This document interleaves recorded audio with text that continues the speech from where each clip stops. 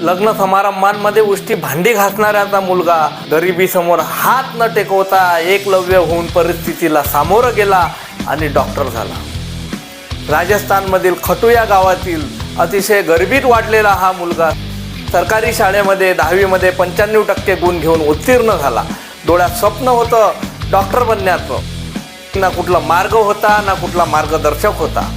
पण म्हणतात ना, ज्यांच्या स्वप्नांमध्ये बळ असतं आणि दुर्दम्य इच्छाशक्ती असते त्याच्यासमोर नियतीसुद्धा हार मानते. एका ओळखीच्या शिक्षकाने सामाजिक संस्थेच्या माध्यमातून त्याच्या आईला मोबाईल मिळवून दिला आणि प्रवास चालू झाला तो एकलव्याचा. मोबाईलला गुरु बनवलं, स्वतःला अभ्यासात झोकून दिलं, अपार मेहनत घेतली, रात्रीचा दिवस केला आणि शेवटी तो दिवस उजाळला. 2025 नीटचा रिझल्ट लागला. 900वा रँक घेऊन हा मुलगा MBBS साठी पात्र झाला. त्या वडिलांनी एकच वाक्य म्हटलं, आता कदाचित मला उष्टी भांडी घासावी लागणार नाही.